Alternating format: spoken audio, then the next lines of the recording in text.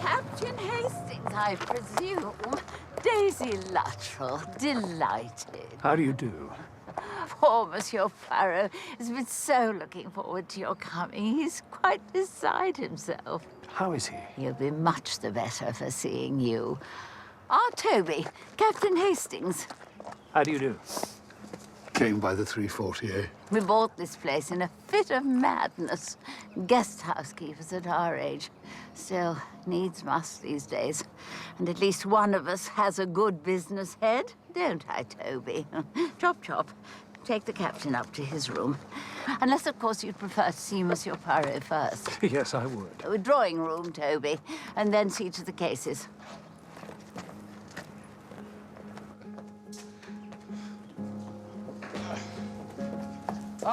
No. A pair of nesting blackcaps down by the sycamore.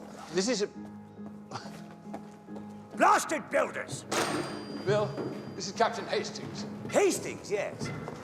Sir William Boyd Carrington. Excuse the tantrum. Having my old place tarted up, Natton Hall, you know. Lazy blighters need to go kick out the backside. So, you're the famous Hastings. Little Belgian chap who never stops talking about you.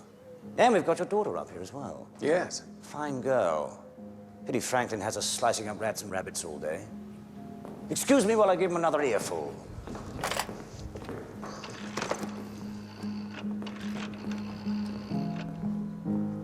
Tadminster 7211. Poirot, there's someone to see you.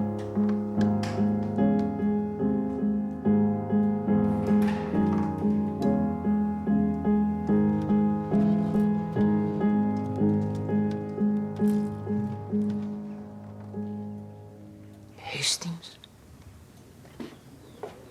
Oh, Hastings, my dear, dear Hastings. Poirot, old chap. Oh, mon ami, mon ami. But I forget myself. This is the talented Mademoiselle Cole. Captain Hastings.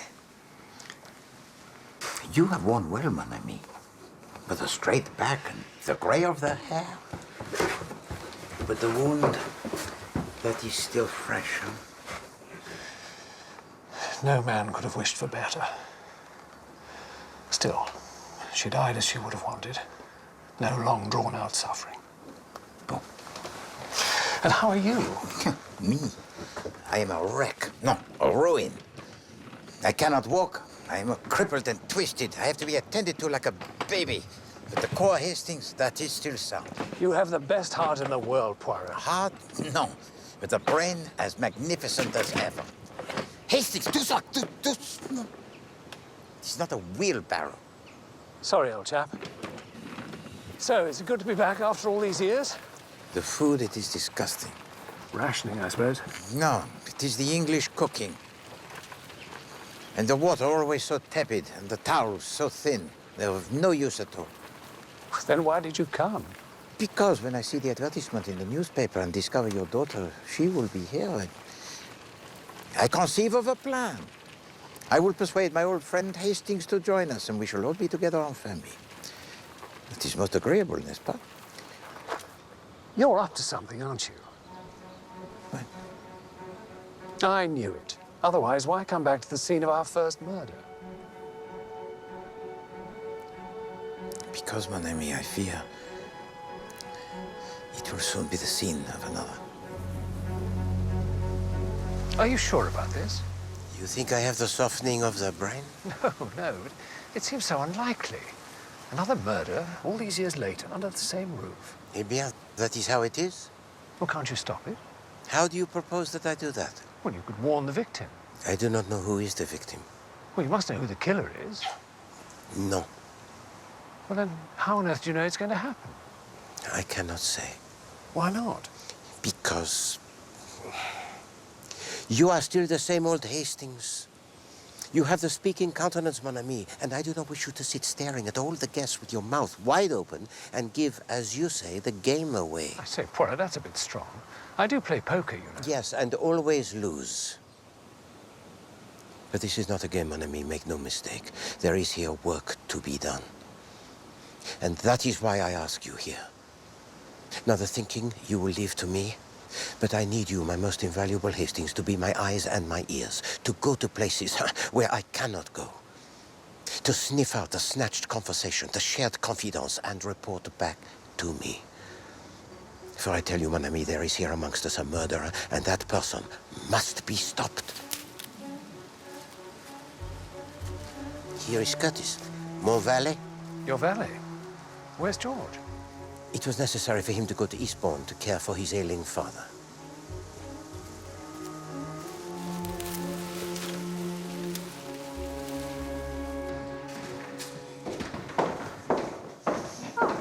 Well, I got here. Very clever of you. You remember my father? Hello. I hear you work my daughter very hard, Dr. Franklin.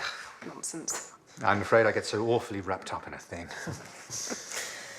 How did you find Uncle Hercule? Not well. Not well at all. I promised I'd read to Barbara. I'd better.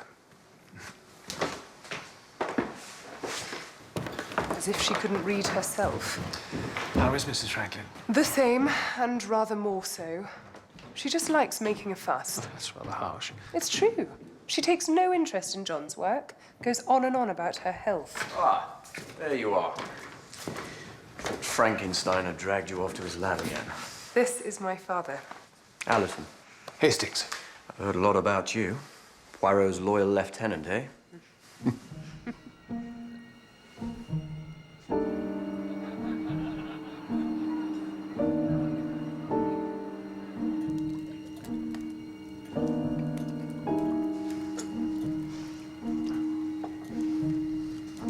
I'm so glad you're here.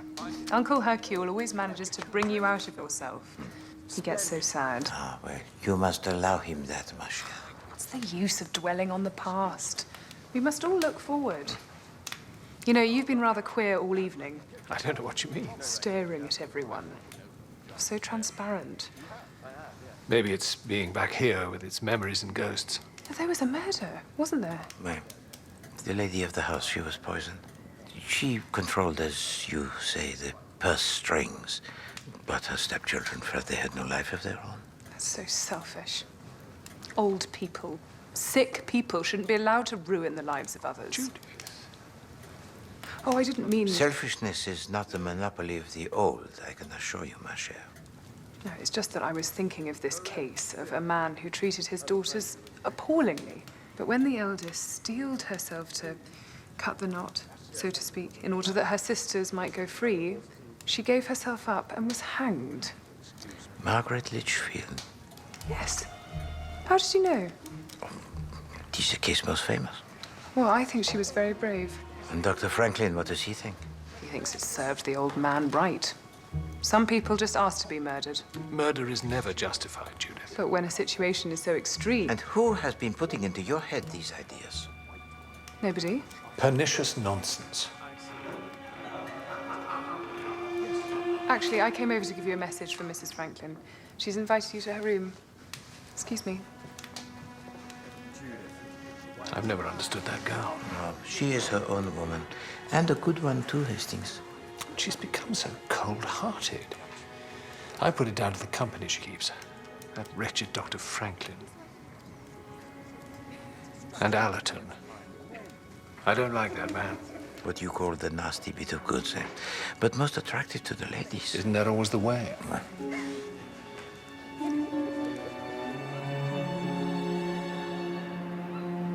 I'm delighted you're here, Captain Hastings.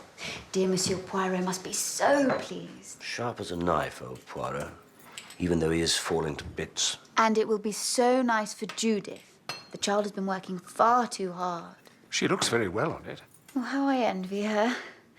Ill health has been the bane of my life. Pillows, Craven. Yes, my husband's a real slave driver, aren't you, John? What's that, Barbara? She was just saying how you worked poor Judith into the ground. Judith, yes.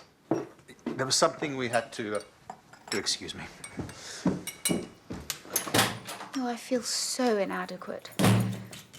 I know I ought to take more interest. You shouldn't worry yourself, Babs. But I find it all so nasty. The guinea pigs and the rats and everything. It makes me feel quite sick. I just want to think about lovely, happy things. Babs and I are old playmates, even though she's 15 years younger. Darling Bill. And then when I came back from Burma to find her a beautiful young lady. My family used to live in this part of the world, and Bill would come to stay with his uncle at Natton Hall. A mausoleum of a place. Needs a woman's hand. I don't mind telling you I completely lost my heart. But she went and married Franklin. The fellow doesn't understand her. He's only interested in his test tubes, damn fool. Fancy a rubber?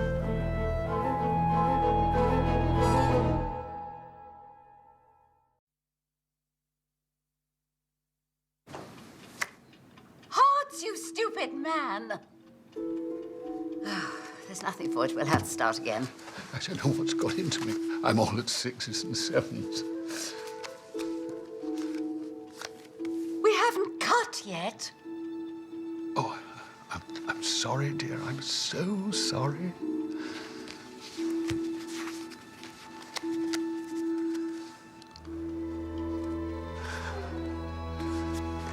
Well, that was pretty ghastly. It gets my back up to see him bullied like that. Keep it down. But it's too bad, it really is. And what's worse, he just takes it. Couldn't assert himself if he tried. Oughtn't we to shut that? Ah, I don't think everybody's in yet. Well, who's still out? Your daughter, I think, and Alison.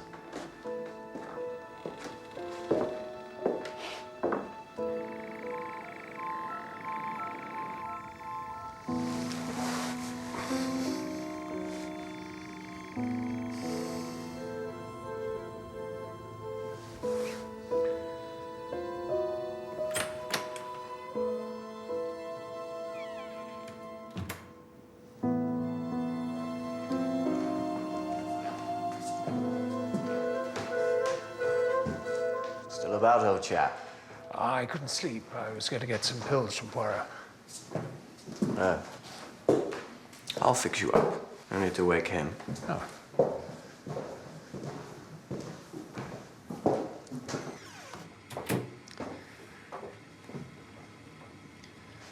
You normally stay up this late? I never go to bed when there's sport abroad. These moonlit evenings aren't made to be wasted. This is the real stuff.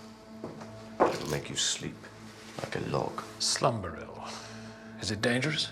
It is if you take too much of it. It's one of the barbiturates. Don't you need a prescription? Damn right. But I've got a pull in that line. Old friend of mine gave me a few useful introductions.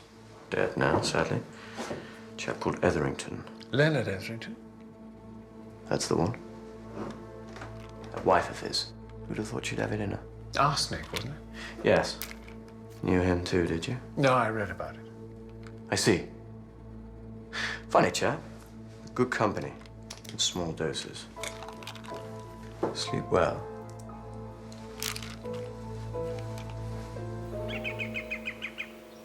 This is the calabar bean, Physostigma venenosum. I've been experimenting with various alkaloids derived from it. You know, Poirot, this stuff's really more up your street than mine. How is that, mon ami? Well, you see, it's also called the ordeal bean, supposed to prove innocence or guilt. Don't you like rats, Father? I certainly don't like Allerton. So that's it. And I suspect you don't either. Why shouldn't I like him? He's not your type. Then what is my type? You have no idea, have you?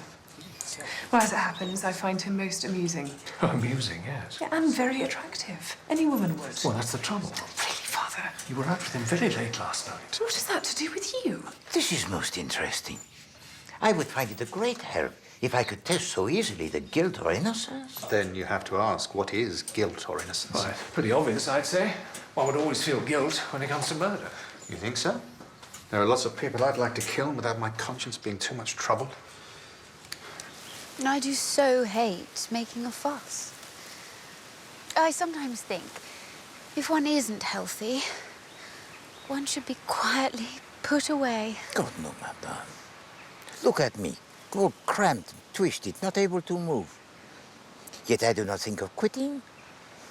I enjoy still what I can. But you have only yourself to consider. In my case, there's poor John. I feel such a millstone round his neck. But I'm sure he's never said such a thing. These scientist chaps can get quite obsessive about their work. Absolutely. Sometimes, Monsieur Poirot, I think I can hear the poor little creatures screaming in the night. Perfectly horrid. Stephen and I are as one on this.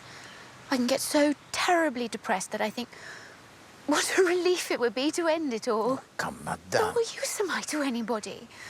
Oh, to step into the great unknown. And then John would be free. I'll fetch you malted milk. I will come with you. Hastings, madame, monsieur. All right, old chap. Yes, I need to rest. I gather you were here in the First War. Yes, in 1916, I came here to convalesce. That's when I met Poirot. Didn't an old lady get murdered? Oui. I was once in a house where there was a murder. She was an old lady too. One of my patients. It was not by any chance the case of Miss Sharples, was it? Yes, it was, actually. Her niece, Frida Clay, was accused of her poisoning, but there was evidence insufficient to prosecute. How did you know? Oh, well, it is my job to know, Nurse Craven. He doesn't miss a trick.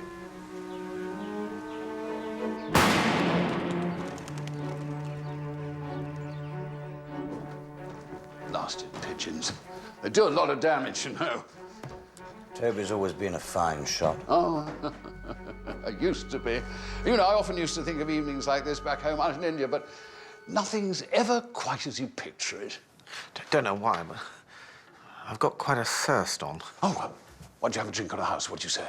Splendid idea. Have you done the tropics, Norton? No, my hands were tied with Mother. You're right, old chap. Can't stand blood. You'd get used to it. Nothing like bagging a few birds and blasting the old bunny, eh, Hastings? Darn good fun. I just thought I'd give the fellas a sniff. You do no such thing. Give that book to me.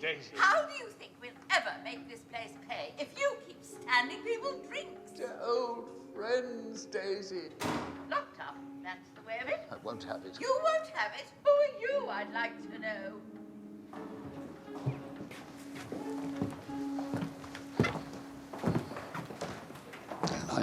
I'm awfully sorry, you chaps. We seem to run out of whiskey.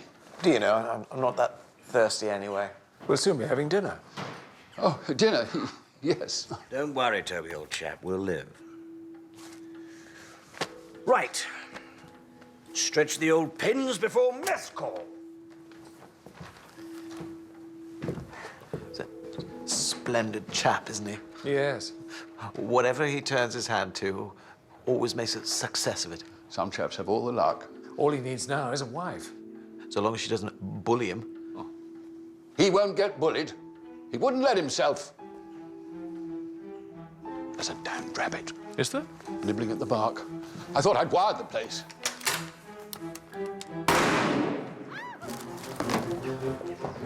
My God.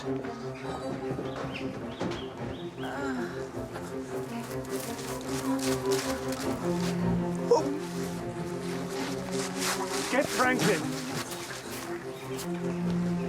It's all right, Mrs. Luttrell. It's all right. That's it. It's fine.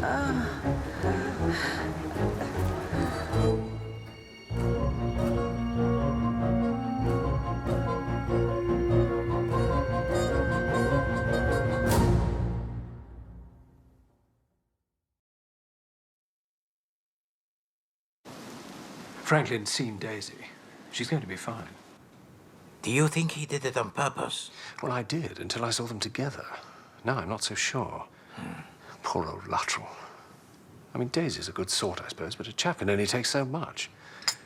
After the bridge, Norton actually said as much. I'm sure Luttrell heard every word. The killer is here. I know it. How do you know? I know. Whether Luttrell shot his wife by accident or whether he meant to.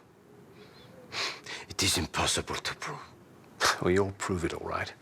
You always do. If only life were that simple. Poirot always gets his man. Perhaps this time he does not wish to. You've lost me there, old chap. Unless, of course, someone was hiding in the bushes, and at the exact moment the Colonel fired, they fired too. And who might be this mystery killer in the bushes, Hastings? Oh, I wouldn't put it past that drug-addled Lothario Allerton. Drug-addled? He was a chum of Leonard Etherington, that addict who was poisoned by his wife. And how do you know this? He told me. And you did not think to tell it to me? Well... The trouble with you, Hastings, is that you are lazy. Mentally. I say, Poirot, look, I know I'm not much of a fellow, but there's no need to rub it in. You do not like to work with this. Perhaps we should get someone else on board. Boyd Carrington. Certainly not. He's a good deal cleverer than me. That would not be difficult. But Boyd Carrington is... He's a pompous bore whose memory is so bad that he tells back to you the story that you have told to him.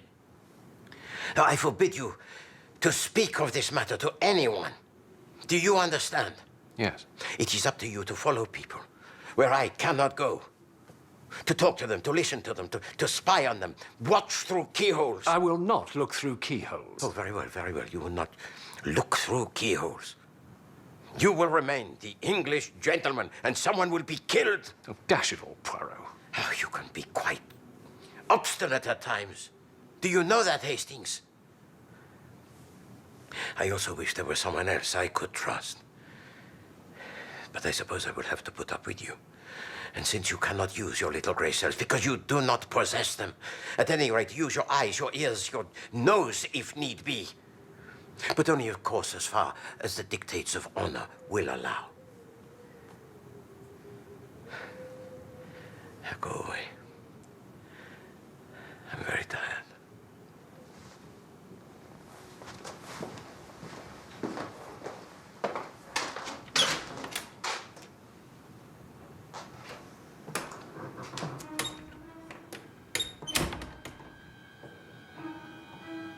At it again, are you? At your deadly exercise? I knew you would be. For my sins, I knew you would. But while I have breath in my body, I will...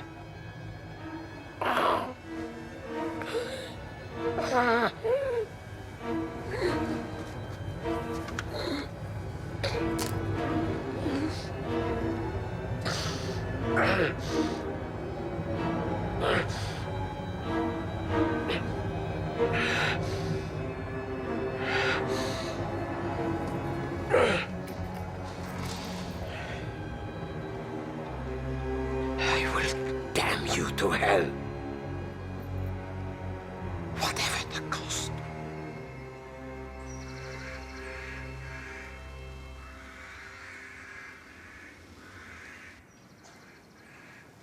He doesn't look too happy. He isn't. He was offered the chance to go to Africa, you know, to continue his research. But his wife protested. He probably felt he couldn't leave her. Do you know much about her, Captain? Only that she's an invalid. She certainly enjoys ill health. So you don't think there's very much the matter? Well, she always seems to be able to do anything she wants. You know the Franklins well, do you? No. What I've told you, I learnt from your daughter. She's up in arms on his behalf. What do you think of Mr. Norton? Why do you ask? Well, you seem to get on well. We have a good deal in common. And he's awfully kind, if a little ineffectual. No, he's a gentle soul. He lived with his mother for many years. She was very bossy, and I don't think he had a very good time at school either. He's very perceptive, you know. Quiet people often are. Yes. That's the depressing thing about places like this. It's full of failures. I suppose it's having endured another war. We've all had the stuffing knocked out of us. Did you see much action, Captain Hastings? Oh, not allowed to this time round. Gammy leg. And let's face it, I'm pushing it a bit. But your life's just beginning.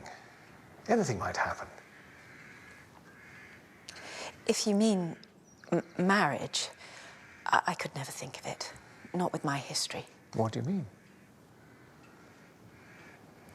You have no idea who I am, have you? I know your name. It isn't Cole. It's Litchfield. Matthew Litchfield. Yes, he was my father. A wicked man, Captain Hastings.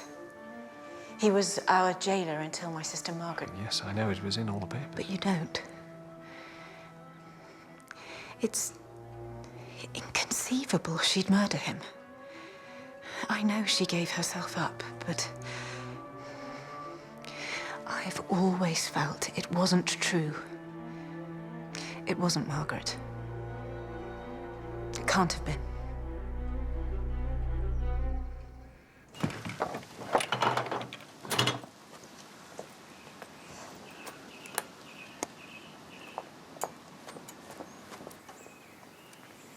Good morning, gentlemen. Good morning, Mrs. Franklin. Well, you sound very happy today, madame. I am, Monsieur Poirot. I'm going on a little outing with Sir William to Natton Hall to advise him on his cretons. Silly me, left my handbag in the studio yesterday when I was talking to John. Head like a sieve. Where is Dr. Franklin? Oh, he and Judith have driven into Tadminster for some chemical or other. I'm so glad I don't have a scientific mind. On a day like this, it all seems so puerile. Do not let the scientists hear you say that, madame. Oh, you mustn't think I don't admire my husband, monsieur.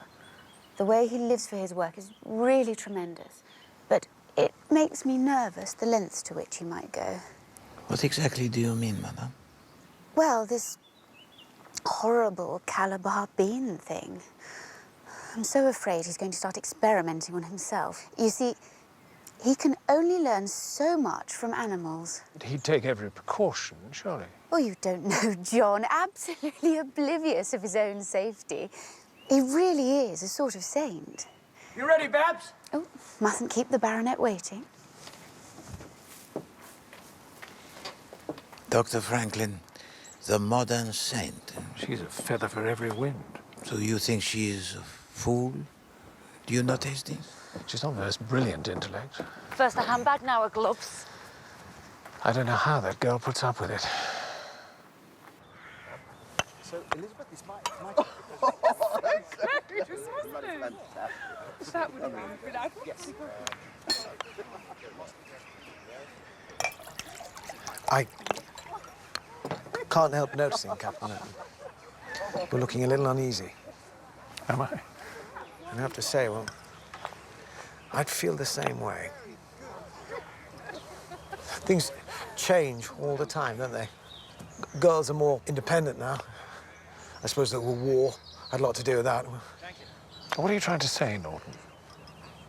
Well, don't let it go further, but when it comes to young women, Allerton has rather a special technique in that line. I happen to know something pretty foul about him, actually. And what would that be?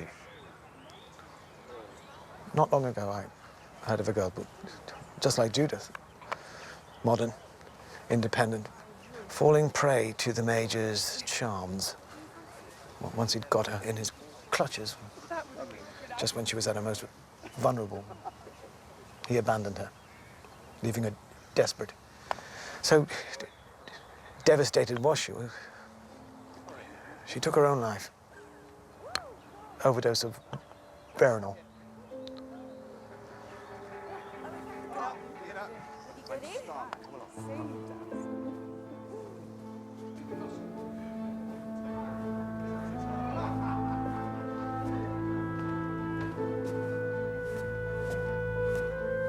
Poor old woman. Devilish pain. An overdose of morphia finished her off. And her niece, Frida, said it was a slip-up. The police had other ideas, but didn't have enough evidence to prosecute. You knew her, did you? Frida Clay? Yes. Well, it's just that I have heard this story before. So have I, from someone who was there, actually. Ah, have you? It was in all the papers. Get a bit, fuddled in the old brain box sometimes. Oh, Bill, can't you think of anything jollier to talk about? I'm sure Monsieur Poirot is fed up to the back teeth of people killing and dying and who did what and why. She certainly keeps us on our toes, eh, Franklin? Just the ticket. They do say, don't they, that men tend to marry their mothers. I'm not quite sure about that. Better ask Norton, he's the expert. A full compliment. What a treat, isn't it, Toby? Yes, my sweet. Our little dinners are not the same without you, Monsieur Poirot. No, they're not. I don't like the thought of your eating alone. I myself do not like to miss anything, ma chère. Never a moment's rest in your line of work? No, Monsieur Norton. There's always still so much more to do. But the clock, it ticks, no? Such is the will of God. We'll all miss you, old chap, but you won't be forgotten. A damn good claret. My point is, Oh, now, you Bill. can see where this Frida girl was coming from, putting somebody out of their misery. Don't you think it should only be done with the patient's consent? Yeah, it can't be left to the patient. It's the duty of someone who loves them to take responsibility. And end up being charged with murder. If you love someone, you take that risk. Would you? Yes, I would. Well, I certainly wouldn't, and neither would Toby, would you, dear? Sip of water, that'll shift it. You can't have people taking the law into their own hands. I quite agree. What about you, Franklin? What? Euthanasia. You must have an opinion. You're a doctor. Sorry, my mind was elsewhere. Most people wouldn't have the nerve. I don't believe you would, if it came to it. Don't you? Unless, of course, you had an axe to grind. You don't understand, do you? Of course I couldn't if the motive was personal. Well, even if it weren't, I'm not sure you would actually pull the trigger, so to speak. Talk about something else. I quite agree. It's all far too grim. I don't hold life as sacred as you people do. Unfit lives, useless lives, they should be got out of the way. Judith! Well, they should. So much mess about. She might have a point. It's really a question of courage. Does one have the guts, to put it vulgarly? And you see, Miss Hastings, but I don't believe you have. Oh, Judith's got guts, all right. You're not more than you think, Mr. Norton.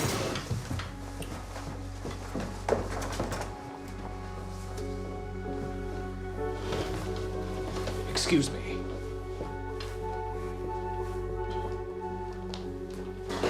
Judith! I do understand, you know. Your mother was so much better at this than I am, but I do understand. I'm not so sure that you do. He isn't worth it. Believe me, he isn't. I know you care about him, but it's no good. Perhaps I know that as well as you. It has no future. He'll break your heart, and I can't bear to see that happen. He's worth everything in the world to me. Judith, please. And I don't want you ever to speak of him again. Because if you do, I will hate you even more. Do you understand that?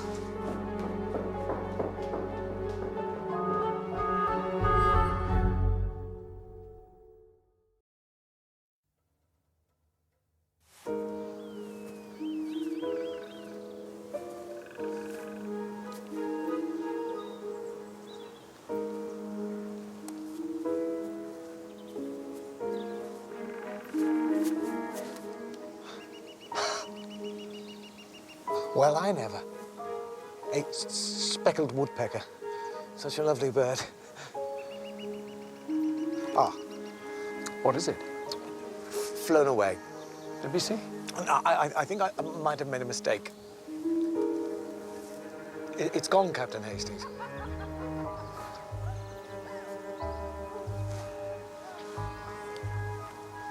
What's wrong? Bird's gone.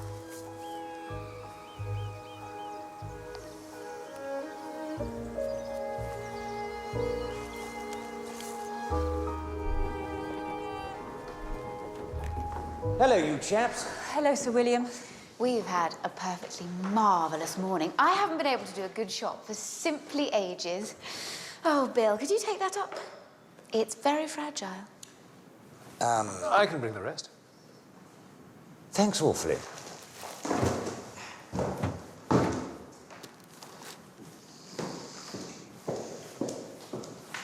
Anything the matter, Stephen? No? You look as if you've seen a ghost. No ghosts. Just thinking. Monsieur Poirot. So what is it? Is anything the matter? The matter, monsieur? What should be the matter? Do you know, I'm suddenly terribly tired. If you could bring those up. Thank you so much.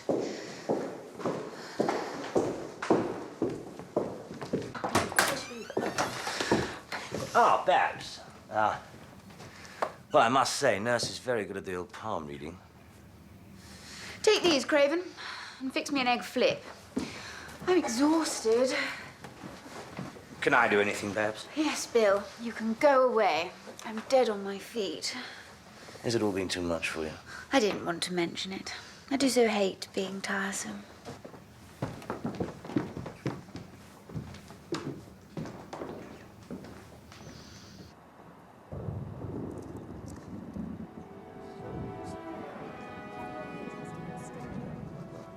I've always been interested in astronomy, Elizabeth, yes.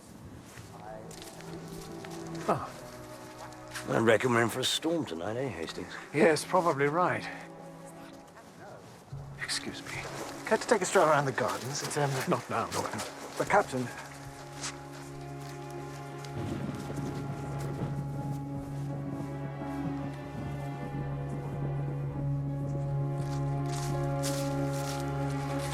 Allerton.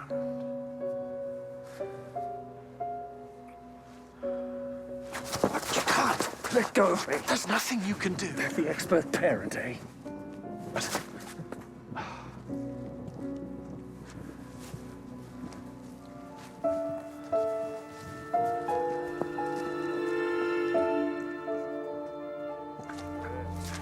This won't get you anywhere. Settle then. Go up to town tomorrow. I'll say I'm off to Ipswich for a night or two. Wire from London that you can't make it back. And we'll have a charming little dinner at my flat. You won't regret it, I promise. Please, Hastings. What you need is a large scotch.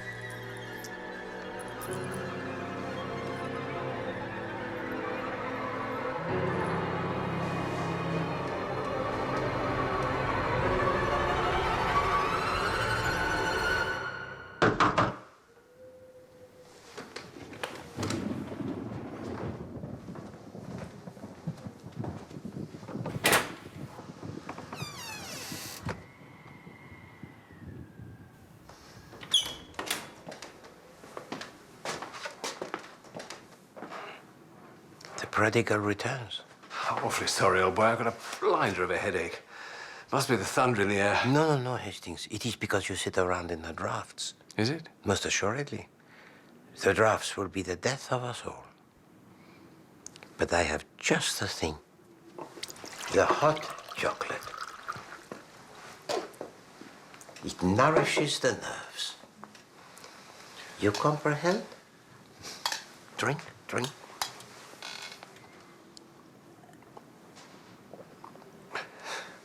Hello, do you not already feel much improved? Drink it all, cher ami. Every last drop.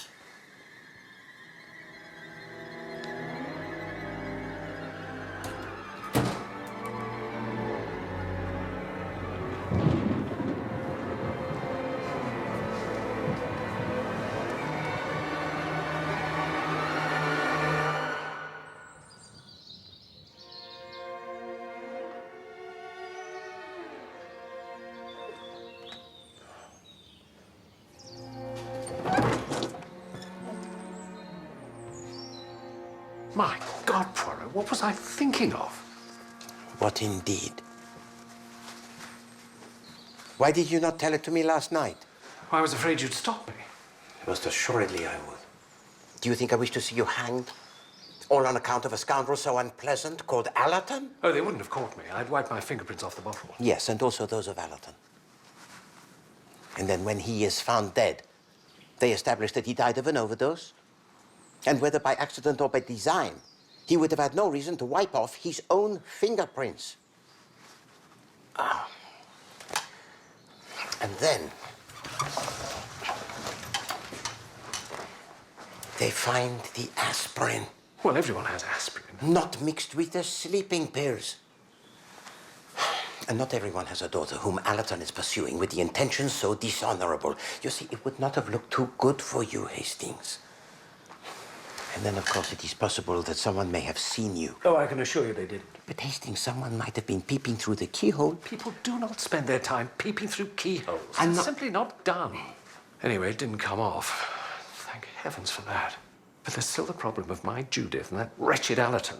She's gone up to London with him today, to his flat, straight into the lion's den. No, Hastings, you are not clever enough to deal with those two. I would advise you to trust her.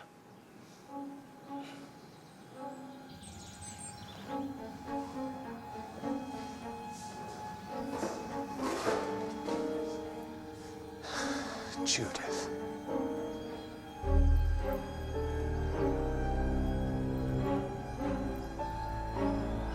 The poison works and must be stopped. God help us. God help me.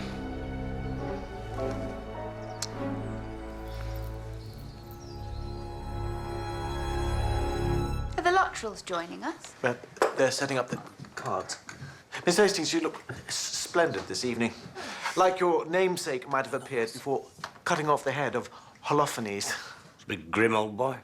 Oh, no, she did it for strictly moral reasons. To save others. Jealousy is a green-eyed monster, this person said.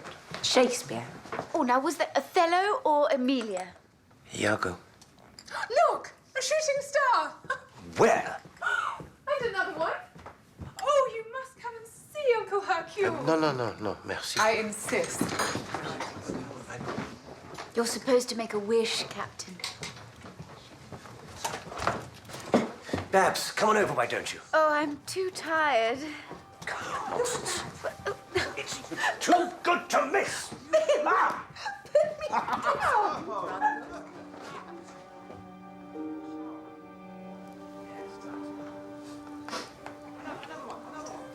What are you doing? I was just seeing if there was a copy of... I remember Mother telling me how you once carried her out onto a balcony to look at the stars. Ah, here we are.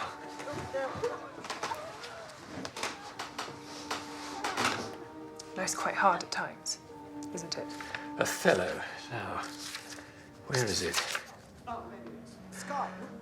Oh, beware, my lord, of jealousy. It is a green-eyed monster. Splendid. You were right, Poirot. It was Iago. But of course. Did I miss anything? I do not know, Hastings. Did you? Oh, but you did, Captain Hastings. I've never seen so many shooting stars. Where's Craven? Not sure. Well, I need my drops. Where are they? In the bathroom cabinet. Oh, thank you, dear. I think I'll take a stroll. You seem pleased with yourself, Doctor. I am. Oh, there you are. Open my drops, would you?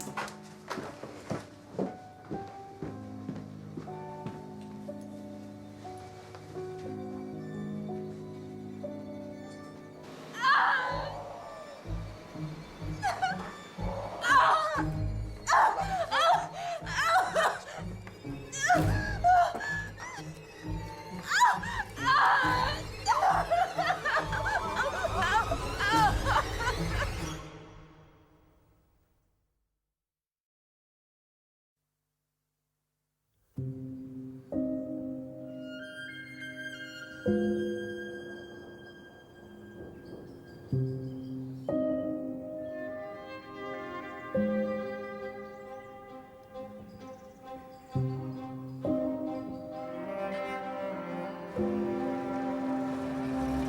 is established that Barbara Franklin died as a result of poisoning by physostigmine sulfate and other alkaloids of the Calabar bean.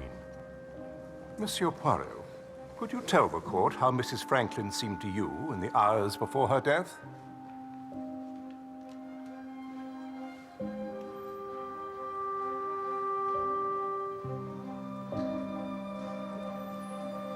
On the day before her death, I had a conversation with Madame Franklin.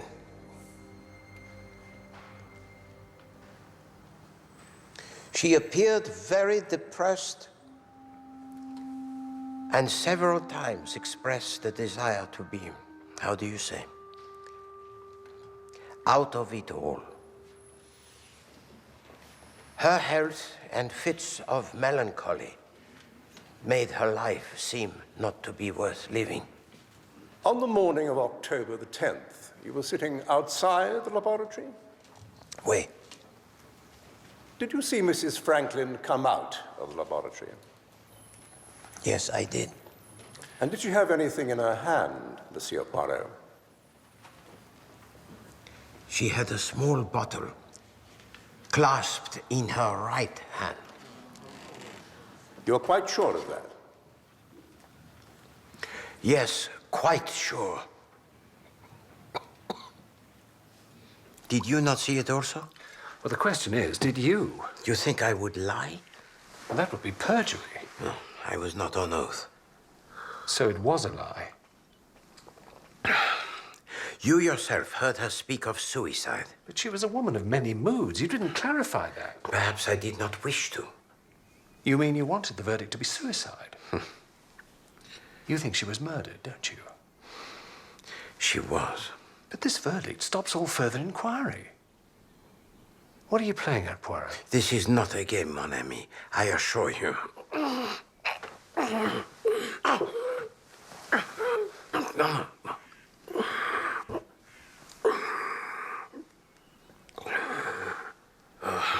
I must say, old man, you really should see a doctor. Doctors. You are looking pretty ropey. They've done all they can for me. I do wish you would. Very well. Very well. I will see Dr. Franklin. Franklin? Hastings, just do as I tell you, for once.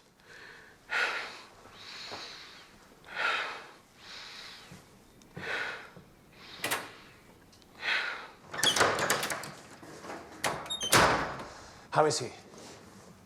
He's for it, I'm afraid. Does he know? Oh, yes. I gather he's worried about getting something finished. That's right.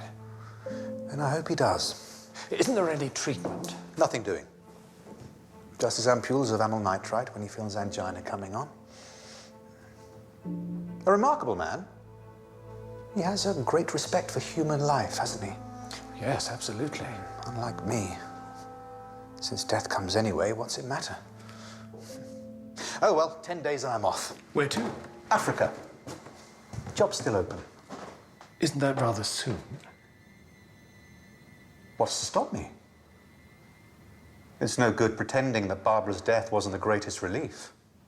It doesn't worry you that she's just committed suicide? But I don't really believe she did. Then what do you think happened? I don't know. And I don't want to know. Understand?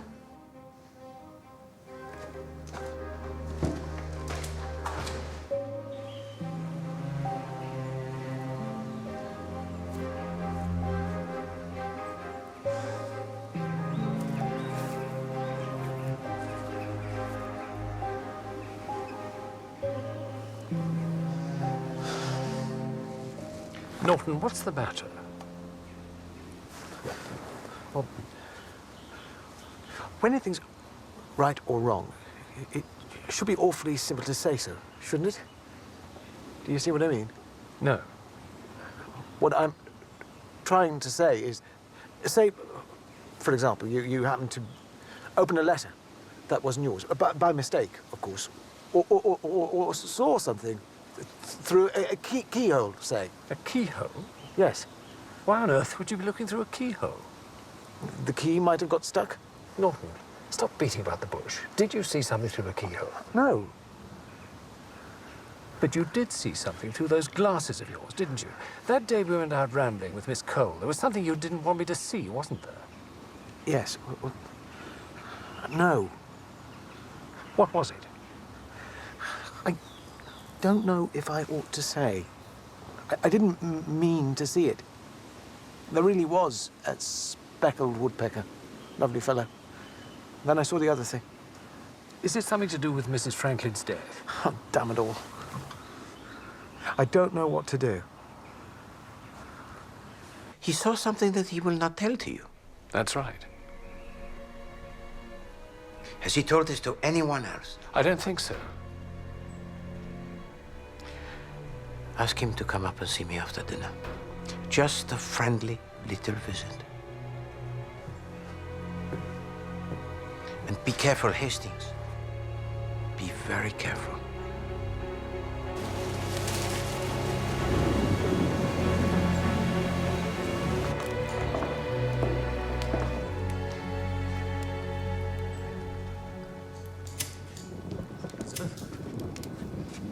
I'm moving back to my old pile tomorrow.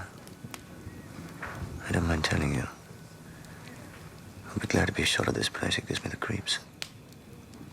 Poor Babs, for instance.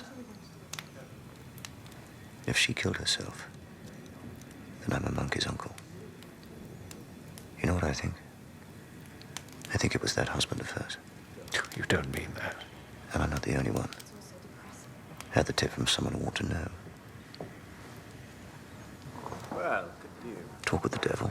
I thought she left after the funeral. And she's back for the night, between engagements.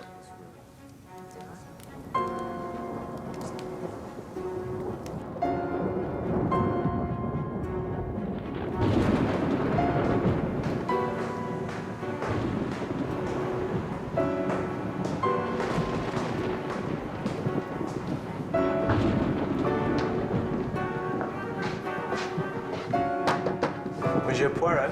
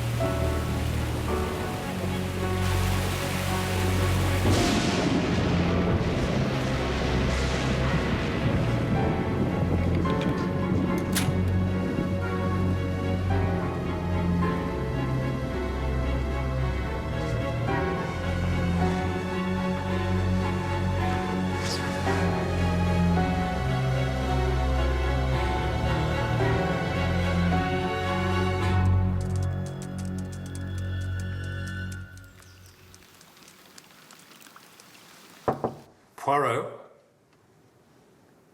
Entree.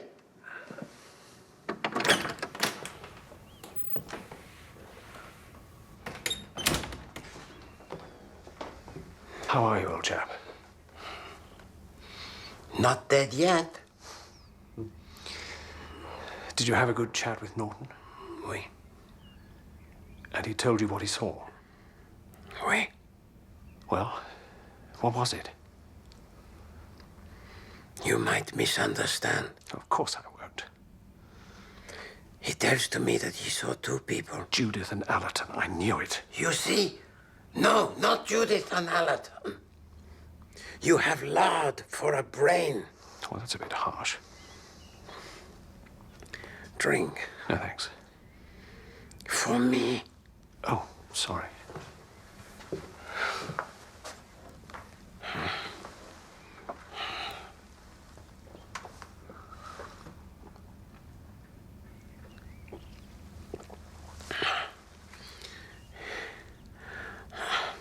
If anything should happen...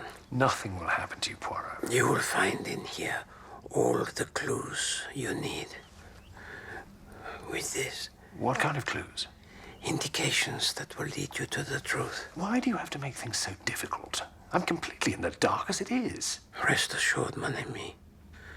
When you see the light, you may wish you had not.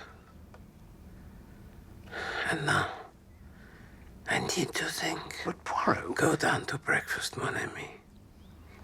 The case, it is ended. Is it? Only loose ends to be tied.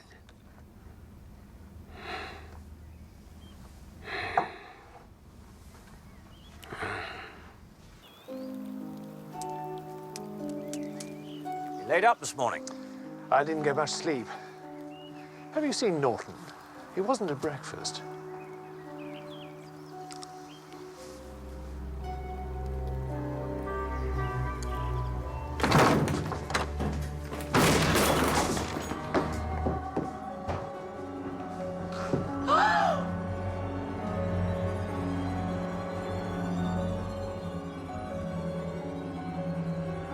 He locked the door.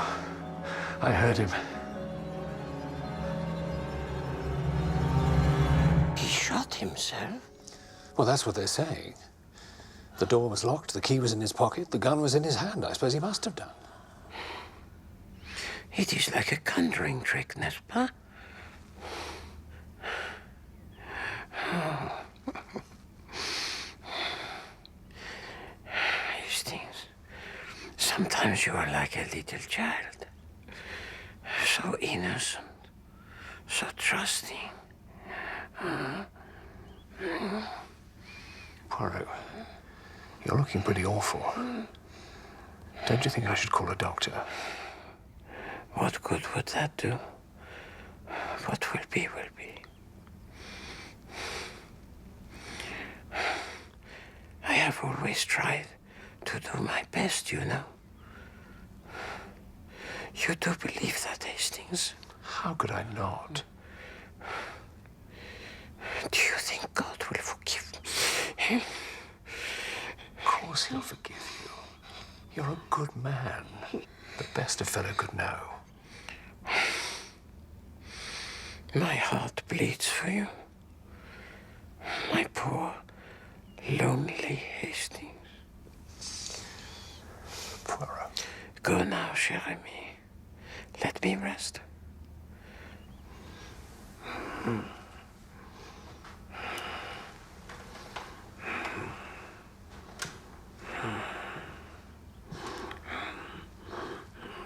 It was not suicide.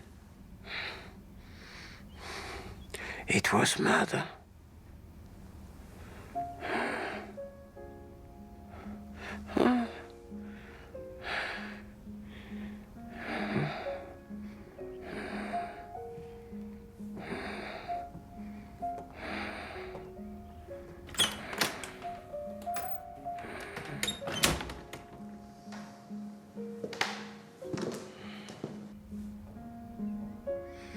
Cher ami.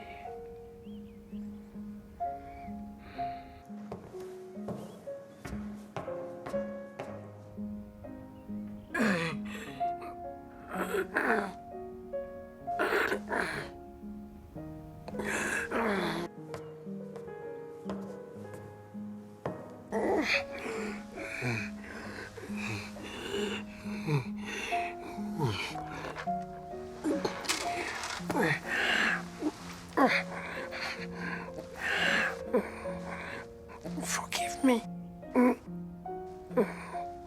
Forgive me.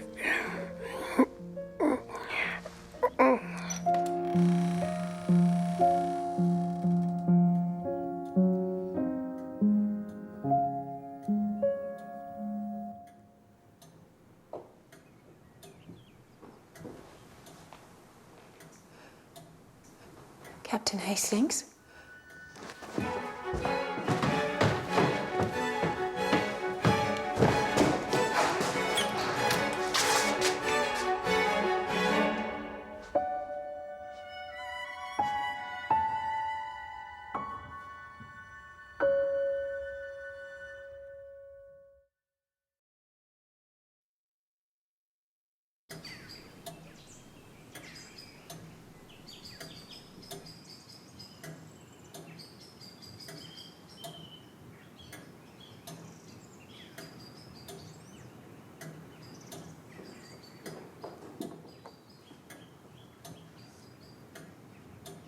It was bound to happen. That doesn't make it any easier. No. No, of course it doesn't. Natural causes. I wonder.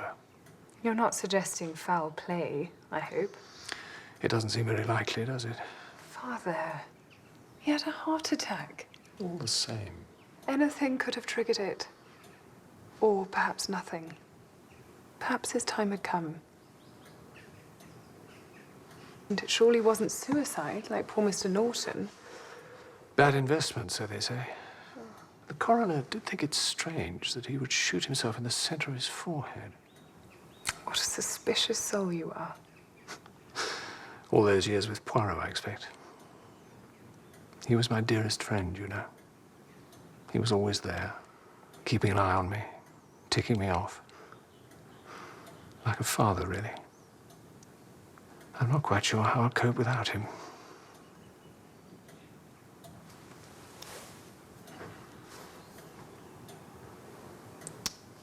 Father, I have something to tell you. Oh, dear. I don't like the sound of that. I haven't told you before, what with one thing and another, but the fact is, I'm going to Africa. Africa? Yes, with Dr. Franklin. You can't do that. What will people say? I don't care what people say. The fact is, I'm going. It's one thing to be his assistant here in England when his wife's alive, but shooting off to Africa with him now she's dead. I'm not going as his assistant. I'm going as his wife. What about Allerton? There was never anything in that. I'd have told you if you had made me so angry. But I saw him kiss you. These things happen. You can't marry Franklin, not yet. It's so soon. I can, and I will. But Judith... We've nothing to wait for now.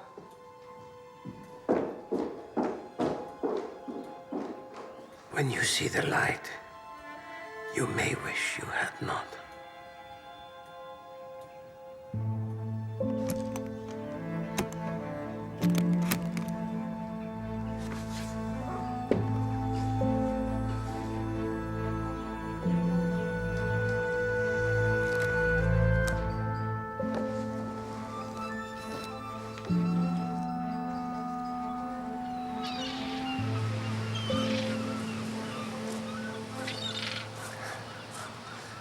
I believe Monsieur Poirot left you some sort of message. Message, sir? Yes, for me. No, sir, not that I'm aware of. Are you quite sure? Yes, sir, I'd remember that. Well, my mistake, I suppose. How is your father? My father? He's very well, thank you, sir. Oh, he's better then? Better than what, sir? Well, that's why you had to leave Monsieur Poirot, wasn't it? To look after him. I didn't want to leave, sir. Monsieur Poirot sent me away. Why would he do that? I can only suggest that he discharged me because he wanted to engage Curtis. But why? I really couldn't say, sir. Not the brightest specimen, although he was strong, of course. But I'd hardly have thought he was quite the class Monsieur Poirot would have liked. He'd been an assistant in a mental home. A mental home? It wouldn't surprise me if he'd started off there as a patient.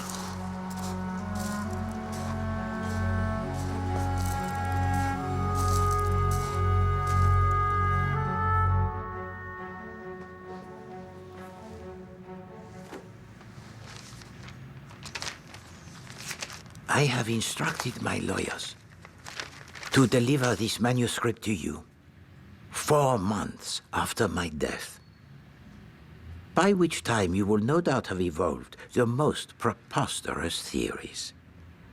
But really, mon ami, you should by now have been able to work out who killed Norton. As to who killed Barbara Franklin, that may come as more of a shock. When you asked if I knew who was the killer, I did not quite tell you the truth. I knew, but had to make sure. You see, I had never met this person before and had never seen this person in action. It did not take me long. At last, at the end of my career, I had come across the perfect criminal. Well, nearly perfect. A pair of nesting blackcaps down by the sycamore. No one gets the better of Hercule Poirot. Not even Stephen Norton. Well, I'll be... Oh yes, Norton was our man. He had been a sickly boy with a domineering mother. He had had a hard time at school and disliked blood and violence, a trait most un-English. But he had a sympathetic character and soon discovered how easy it was to make use of it. By understanding people, he could penetrate their innermost thoughts. He's very perceptive, you know. Quiet people often are. And then make them do things they did not want to. Compensation for a lifetime of derision. This sense of power gradually developed into a morbid taste for violence at second hand, which soon turned into an obsession. Our gentle Norton was in fact a sadist addicted to pain and mental torture. Remember the remarks he made that first evening you played bridge? It gets my back up to seem a bully like that. Keep it down. Norton meant him to hear. Couldn't assert himself if he tried. Sometimes successful, sometimes not. It was a drug he constantly craved. No motive, no evidence, no proof. Simply evil for the sake of it. A criminal who could never be convicted of his crimes. You will have realized by now that Franklin was in love with Judith and she with him. But with Madame Franklin alive, life was very difficult for Judith, and Norton knew exactly how the wind lay. He played most cleverly on the theme of useless lives. I don't hold life as sacred as you people do. Unfit lives, useless lives, they should be got out of the way. And gently ridiculed the idea that she would ever have the nerve to take decisive action. Does one have the guts, to put it vulgarly? And you see, Miss Hastings, I don't believe you have. But with a murder addict, one iron in the fire, it is not enough. He sees opportunities for pleasure everywhere and found one in you, mon ami. He discovered every weak spot to exacerbate your profound dislike of Major Allerton. When it comes to young women, Allerton has rather a special technique in that line. Then you saw Allerton and Judith kiss. You can't. Norton hauled you away so that you did not see what followed.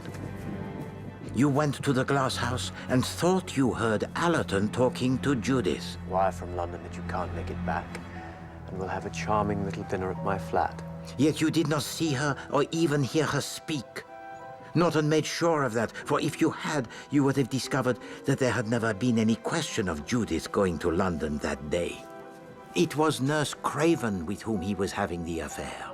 But you fell headlong into the trap of Norton and made up your mind to murder. I heard you come up that evening and was already exercised about your state of mind. So when I heard you in the corridor and go into the bathroom of Allerton, I slipped out of my room. Slipped out of your room? But... How, I hear you say? You see, Hastings, I was not helpless at all. What? Why do you think I sent George away? Because I could not have fooled him into believing that I had suddenly lost the use of my limbs. I heard you in the bathroom of Allerton, and promptly, in a manner you so much deplore, dropped to my knees. I realized what you were up to, made my preparations, and sent Curtis to fetch you. I'm awfully sorry, old boy. I've got a blinder of a headache. So I gave to you the hot chocolate. It nourishes the nerves. You comprehend? Drink, drink. But I also, mon ami, have sleeping pills. No, no, no. Every last drop.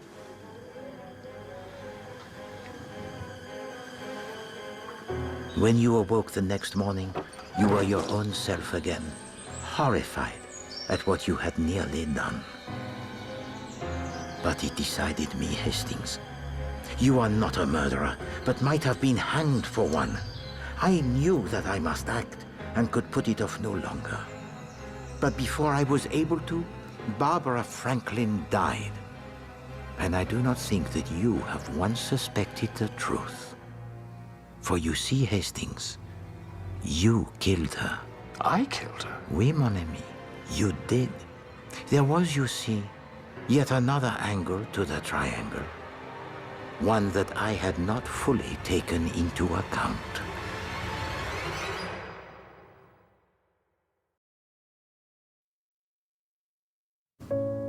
Did it ever enter your mind why Madame Franklin was willing to come to Styles? She enjoys the good life, yet insisted on staying in a guest house. And I have no doubt that Norton knew why.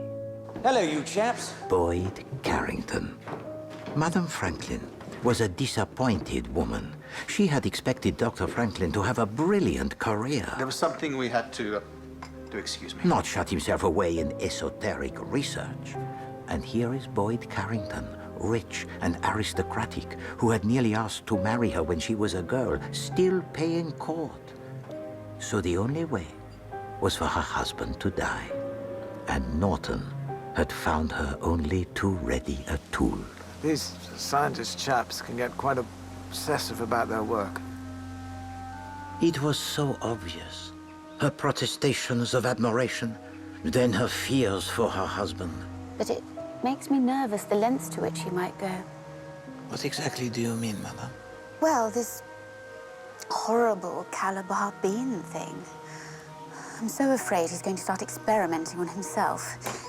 But when she saw Nurse Craven reading the palm of Boyd Carrington, she had a fright. She knew he would be susceptible to the charms of an attractive woman, and perhaps Nurse Craven might end up as Lady Boyd Carrington instead of her. So she decided to act quickly. She invites us all up to her room for coffee. Her cup is beside her, and that of her husband is on the other side. Look! A shooting star! Then everyone goes to watch the shooting stars, except you, mon ami, left with your crossword and your memories. What are you doing? You hide your emotion by swinging around the bookcase as if looking for a book. And so when we all return, Madame Franklin drinks the poisoned coffee meant for her husband, and he drinks the coffee meant for her. I realized what must have happened. That she had poisoned the coffee, and you had unwittingly turned the table. But you see, Hastings, I could not prove it. If the death of Madame Franklin was thought to be anything but suicide, suspicion would inevitably fall on either Franklin or Judith. And that is why I was so insistent that Madame Franklin had killed herself, and I knew that my statement would be accepted, because I am Hercule Poirot. You were not pleased, but mercifully, you did not suspect the true danger. Will it come into your mind after I am gone, like some dark serpent that now and then raises its head and says, suppose, just suppose it was my Judith? And therefore, you must know the truth. There was one person most unhappy with the verdict. Norton. He was deprived, you see, of his pound of flesh. Madame Franklin had died, yes, but not how he desired. The murder he had arranged had gone awry. So, what to do? Norton, what's the matter? He began to throw out hints about what he saw that day with you and Mademoiselle Cole. What is it? He had never said anything definite, so if he could convey the impression that it was Franklin and Judith that he saw, not Allerton and Judith, then that could open up an interesting new angle on the suicide case, perhaps even throw doubts on the verdict. And I realized that what I had planned all along had to be done at once. The moment I had dreaded, the most difficult decision of my life. That is why I invited Norton to my room that night and told him all that I knew.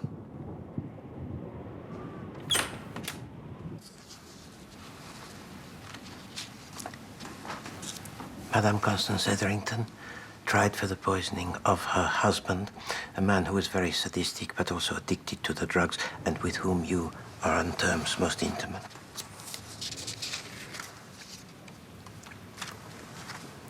Nora Sharples, poisoned by her niece Frida Clay.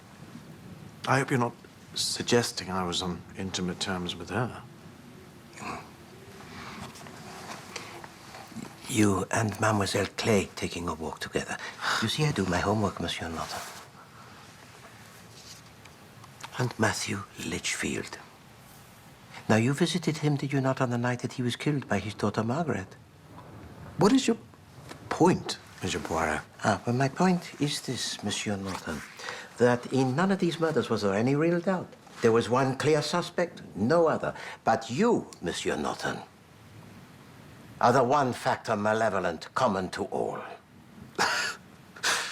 Oh, dear, Monsieur Poirot. Is that the best your little grey cells can come up with? Your proximity to these three murders was too much of a coincidence, and I smelt, as you say, the rat. And that is why I came to Styles. To observe your function, and you have not disappointed, monsieur. No, you are a man who is very clever, but not clever enough for Hercule Poirot. So, what are you going to do about it?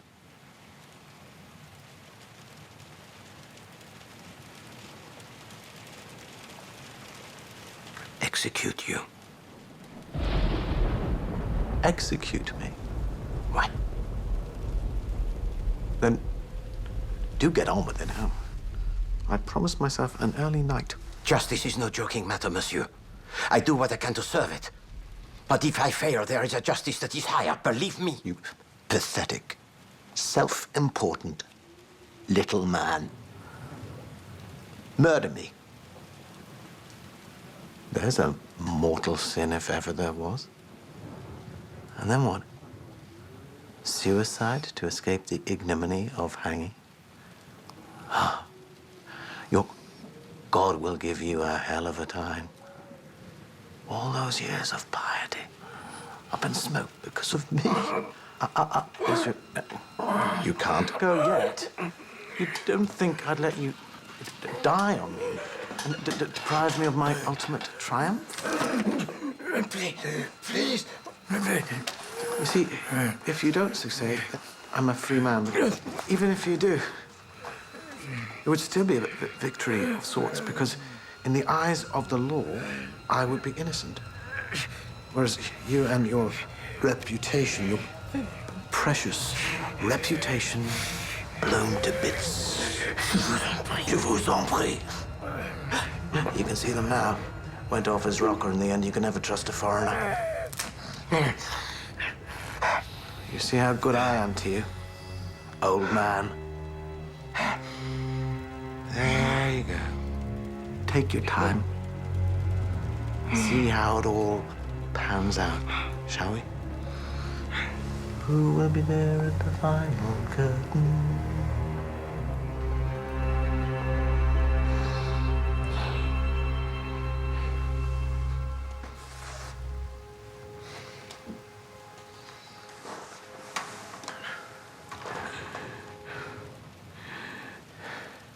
I pity you, Norton.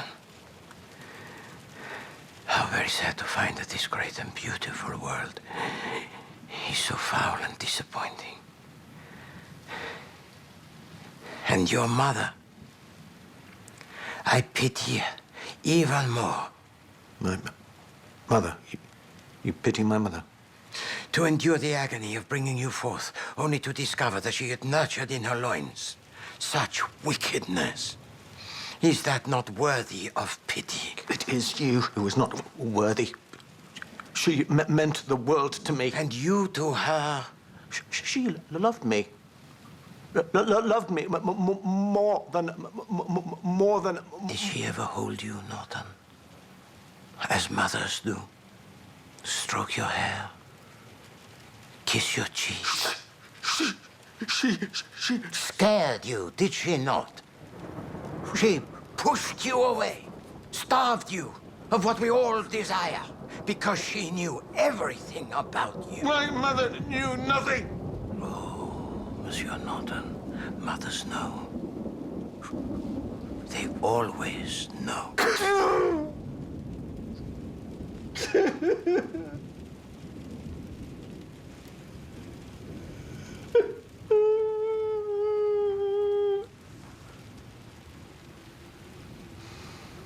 Shots in the dark, Poirot. Shots in the dark.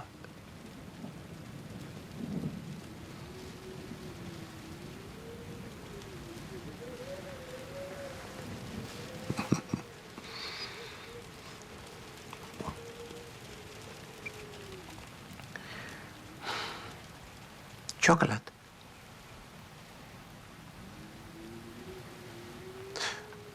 Would you mind awfully if I drank yours instead?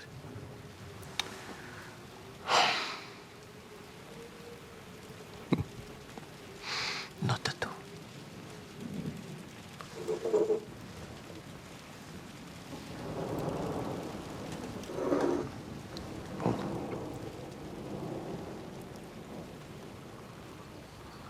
It was quite immaterial.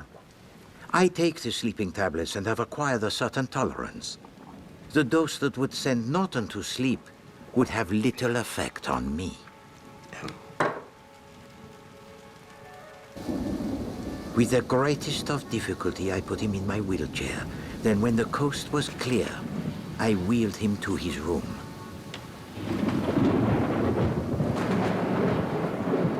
You will not have realized, Hastings, that recently I have taken to wearing the false mustache. Even Georges does not know that. I put on the dressing gown of Norton, tapped on your door, then went into his bathroom. Presently, I heard you open your door. I left the bathroom and returned to the room of Norton, locking the door behind me. I put the dressing gown on Norton and lay him on his bed.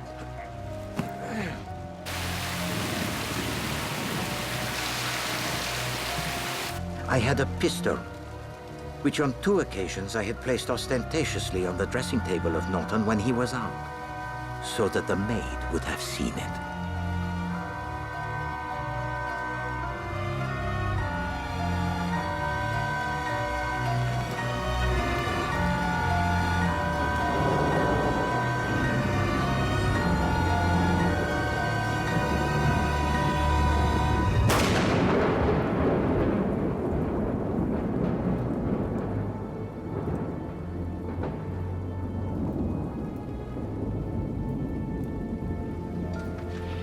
I put the key into the pocket of his dressing gown and locked the door from the outside with a duplicate I had made. Then returned to my room and began writing this. I played the game, as you English say. I gave to you the clues and every chance to discover the truth, pointing you towards Iago, the original Stephen Norton. My only weakness was to shoot him in the center of his forehead and not in his temple, but I could not bring myself to produce an effect so lopsided. That, mon ami, is my nature, and should have told you the truth. Take my advice for the last time. Tell to Mademoiselle Cole all that I have said, that you also might have done what her sister did, had there been no watchful Poirot to stop you. Take the nightmare away and show how Norton, not her sister, was responsible for the death of her father.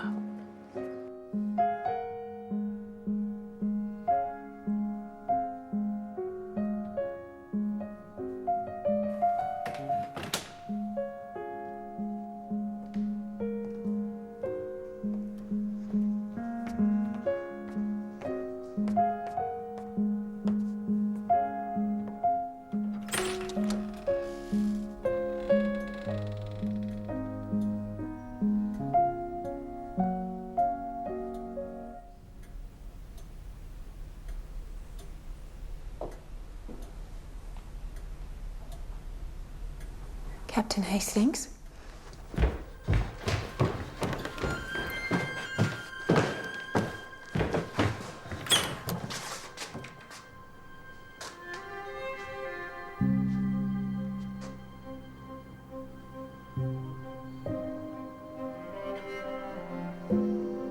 I have no more to say.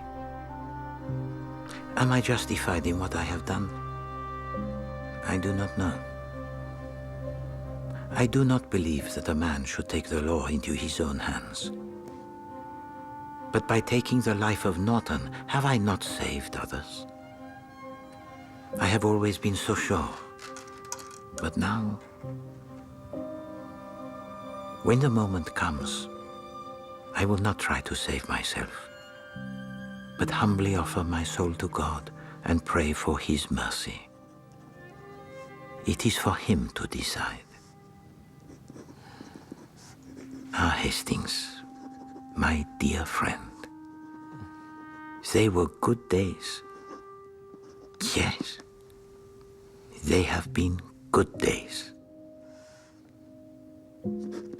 Hercule Poirot.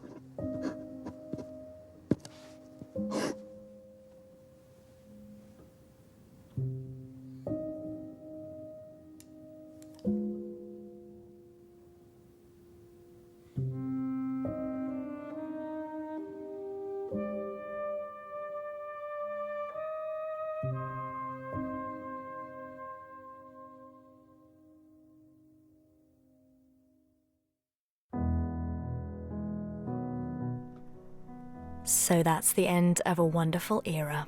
But you can relive each case. Poirot Collection 9 will be available on DVD and download from next Monday, the 18th of November. And tonight at 10:35, after 25 years as Hercule, David Suchet explores the enduring appeal of his most legendary character in Being Poirot.